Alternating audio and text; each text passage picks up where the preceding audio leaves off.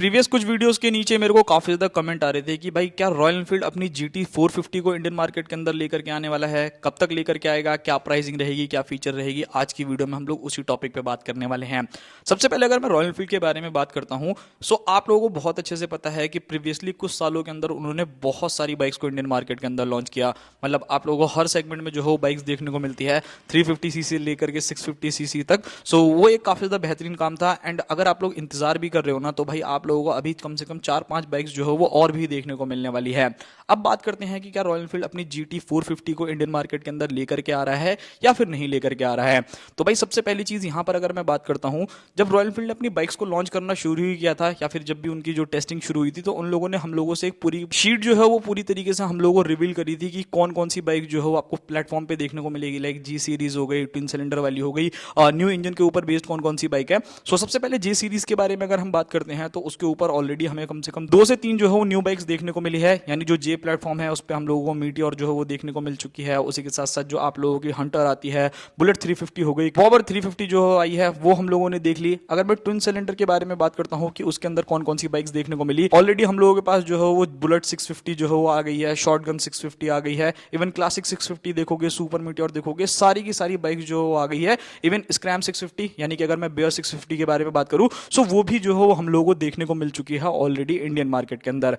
अब आती है बात कि क्या GT 450 भी आ रही है। सो जो इनकी थर्ड लिस्ट थी ना, जो न्यू इंजन के ऊपर बेस्ड, यानी कि जो इन लोगों ने 450cc का इंजन जो हो डेवलप किया था, कि उसके ऊपर कौन कौन सी बाइक्स आती थी। सो बेसिकली उनमें से 2 बाइक्स को तो ऑलरेडी जो है इंडियन मार्केट के अंदर लॉन्च कर दिया है, यानी कि हिमालयन 450 आपको देखने को मिल ही चुकी है। इवन रोडस्टर 450 को देखोगे तो वो भी आ गई है। बट इस बाइक की लिस्ट के अंदर ना 3 और बाइक्स जो है वो अभी रह गई हैं, जो कि आने वाली है इंडियन मार्केट के अंदर। कब तक आएगी उनके बारे में बात करेंगे। सबसे पहले इस लिस्ट की बाइक रह गई है स्क्रैम 450। मतलब 450cc के ऊपर आपको एक 450cc की और बाइक देखने को मिलने वाली है। एंड उसी के साथ रैली वाला एडिशन अगर आप लोगों ने देखा होगा, जो हिमालयन का ही एक अपग्रेडेड वर्जन है, वो भी जो है कंपनी ने लॉन्च कर दिया है। अब इस लिस्ट के अंदर अगर आप थोड़ा सा जूम करके देखोगे ना, तो आपको एक बाइक और ज्यादा देखने को मिल रही होगी, जिसका नाम दिया जा रहा है कि कॉन्टिनेंटल GTR 450 रहने वाली है।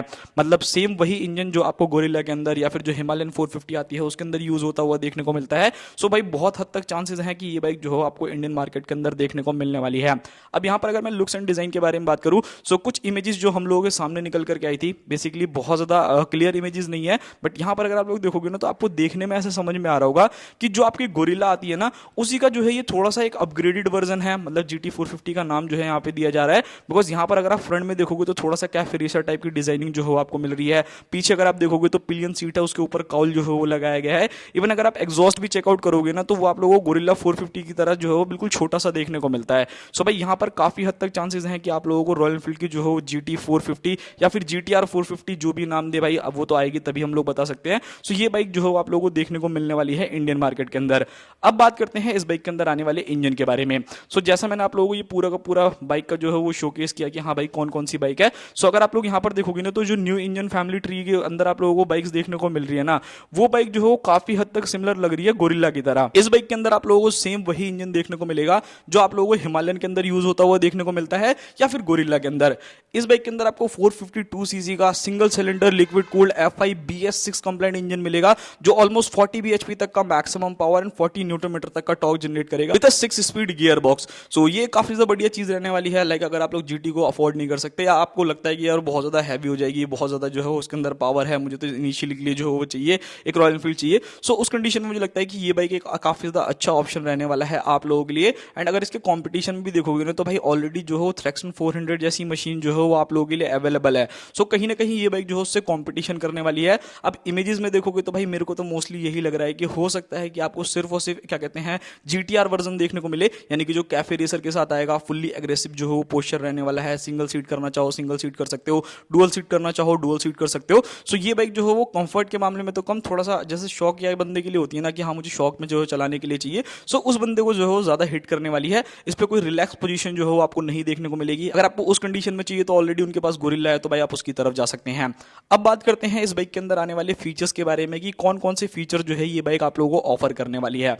सबसे पहली चीज ऑल LED सेटअप जो है वो आप लोगों को इस बाइक के अंदर मिलेगा, यानी फ्रंट के अंदर आपको राउंड हेडलाइट्स देखने को मिलने वाली है, इंडिकेटर जो है वो आपको LED मिलेंगे। एंड रियर में अगर आप लोग जाओगे, सो मे बी शायद गोरिल्ला की ही तरह जो है इसके अंदर भी आपको टेल लाइट ना देखने को मिले, सिर्फ और सिर्फ आप लोगों को जो है इंटीग्रेटेड जो है टेल लाइट मिलेगी, यानी कि लाइट हेडलाइट्स भी इंडिकेटर के अंदर होगी और टेल लाइट भी जो है वो इंडिकेटर्स के अंदर होने वाली है, जो मुझे थोड़ा सा ऑकवर्ड लगता है, मतलब उतना ज़्यादा पर्सनली पसंद नहीं है, बट ठीक है, कोई दिक्कत वाली बात नहीं है। वो ना पीछे से देखने में काफ़ी बड़ा लगता है। सो ये एक चीज़ है। बाकी अगर आप इमेज को जो है थोड़ा सा और जूम करके देखोगे तो यहाँ पर आपको अलॉय व्हील जो है वो पता चल जाएगा, एंड काफ़ी हद तक सिमिलरिटीज जो है ना ये गोरिल्ला से ही जो है इंस्पायर आप लोगों को देखने को मिलेगी।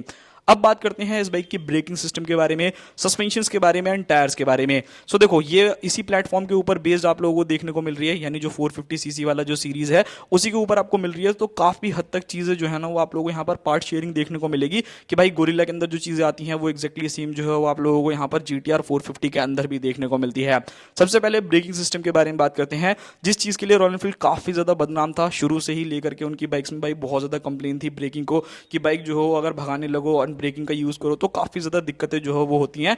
इस बाइक के अंदर आपको लगभग 310 का जो है फ्रंट में डिस्क देखने को मिलने वाला है, एंड 270 की जो है रियर डिस्क देखने को मिलेगी, जो लाजवाब है। मतलब मैंने गोरिल्ला को जो है चलाया है, एंड ब्रेकिंग जो है भाई बहुत ही ज्यादा सुपर है, मतलब लिटरली आप लोगों को मजा आ जाएगा, आपको कोई भी कॉम्प्रोमाइज जो हो बिल्कुल भी नहीं लगने वाला।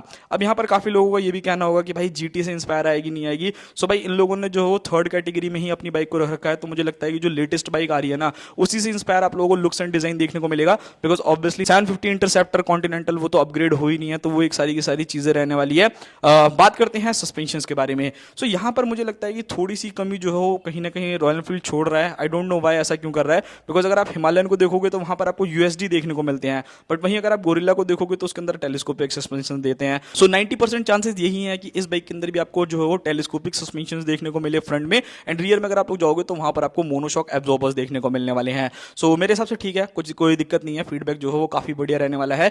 टायर्स के बारे में बात की जाए तो जो गोरिल्ला आती है उसके अंदर आपको 120 सेक्शन का जो हो फ्रंट में टायर मिलता है, 160 सेक्शन का जो हो रियर टायर मिलता है। सो उसके भी काफी हद तक चांसेस हैं कि आपको सेम देखने को मिले, एंड डिफरेंस अगर आया भी तो मान लो 110 सेक्शन का फ्रंट टायर करेंगे एंड 150 सेक्शन का रियर टायर करने वाले हैं। सो ये सभी चीजें रहने वाली है। बाकी आपका क्या मानना है कि क्या रॉयल एनफील्ड को अपनी GTR 450 को लेकर के आना चाहिए, नहीं लेकर के आना चाहिए, वो चीजें आप लोग मुझे जरूर बताना, बिकॉज मैंने काफी वेबसाइट्स पे भी पढ़ा था तो भाई काफी ज्यादा डिटेल जो है वो हम लोगों को दी गई थी। इवन अगर आप यहाँ पर इमेज देखोगे बहुत ज्यादा क्लियर नहीं है, बट देखने में कहीं ना कहीं समझ में आ रहा है कि ये कुछ अलग टाइप का जो है वो मॉडल रहने वाला है। अब बात करते हैं प्राइस एंड लॉन्च डेट के बारे में। सो सबसे पहले प्राइसिंग के बारे में बात कर लेते हैं। सो भाई देखो, अगर आप लोग एक्सपेक्टेड मान के चल रहे हो कि 3 लाख रुपए तक ये बाइक आएगी, सो भाई बिल्कुल सही हो, मतलब कम से कम 3 लाख रुपए से कम तो इसका कोई भी जो हो आप लोगों को प्राइस नहीं देखने को मिलेगा। इवन इसके अंदर आपको 2 से 3 वेरिएंट्स भी रख देते हैं, जैसे गोरिल्ला में रखा है, एनालॉग है, फ्लैश है, डैश है, तो उस टाइप का जो है यहाँ पर आप लोगों को देखने को मिलेगा, जहां पर कलर में भी डिफरेंस रहेगा एंड थोड़े बहुत फीचर्स में जो हो आप लोगों को डिफरेंसेस देखने को मिलेगा। अब बात करते हैं मेन लॉन्च डेट के बारे में।